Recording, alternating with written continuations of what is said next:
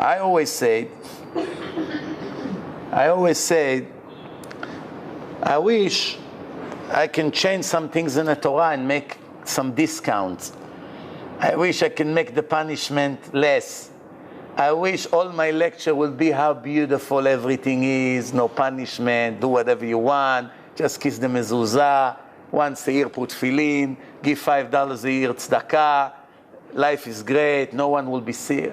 It's not, who am I? I have permission to change one word of the Torah. Should know these things. Remember what I say. You'll see in the end who was right. Every speaker, every teacher, everyone who has influence on public, Jews and non-Jews, who teach the Torah in a softer way, the way it is, or modify, or skip things, or turn it to the other side. It's negative, but he present it as positive. Or he come and say, in this generation, that's not what Hashem is going to do. We don't know it. We don't know. Hashem said the Torah is until the end of time. Hashem wrote all these curses in the Torah. Hashem knew it's going to be a failure generation and lots of losers like us. He knew it when he gave the Torah. He knew all the future. He knew it's going to be people like us who hardly knows how to read. And their brain is blocked from all the nonsense that we are busy with. He knew it's going to be so many desires and temptations and internet and Facebook and naked women and lots of movies and all kinds of cars and materialism and drugs and all the horrible cancer in our society. Of course he knew it. If there's anything he did not want anybody to know in the future, he hid it in Kabbalah. Only specific people were able to know it, such as what's happening in hell. Description of what happening in the 7 different places of hell. He didn't write it in the Torah. Why? He knew the losers will kill themselves when they read it. I made a lecture about it.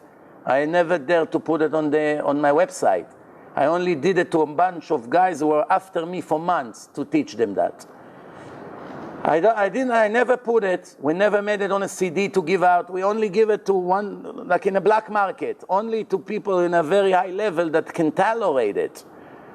Most people, children, women, teenagers, and people with weak characters, when they read what's happening to the wicked people who did not keep Shabbat and the mitzvot in hell, in Gehenom, they'll jump out of their terrace from frustration.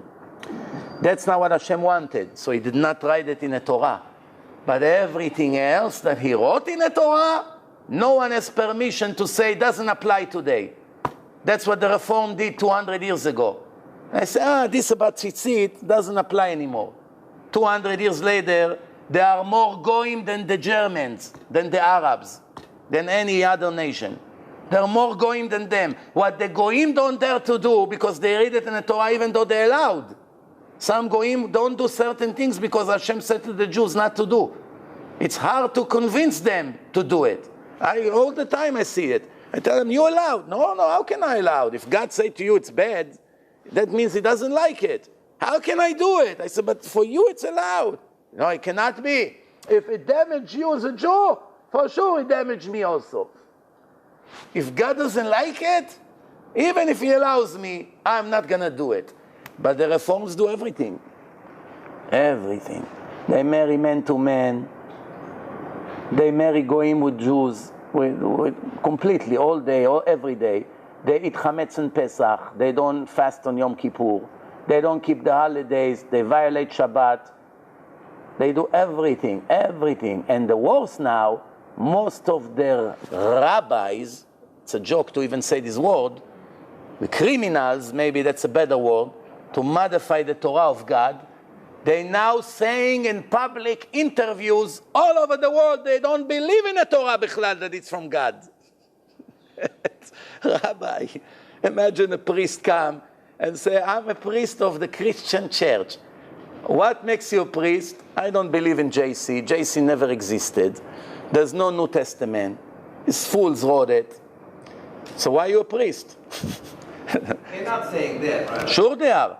Sure, 100%. What they're saying is that oral Torah. No. That's most Jews say it, not only them. They now say the written Torah is not from God. That's why they say gay, it's no problem. They accept them 100%. The Torah say they have to get stoned to death. That's what the Torah say. And they say it's mitzvah to be gay. That's what they say. They say it's mitzvah. It's a good thing to be gay. They encourage people to do it. They accept them. They make them their own rabbis. Women with heels the size of the Twin Towers and miniskirts come with a yarmulke on her curly hair like this with a cigarette and say, Baruch Hu et Hashem Amvorach. You understand?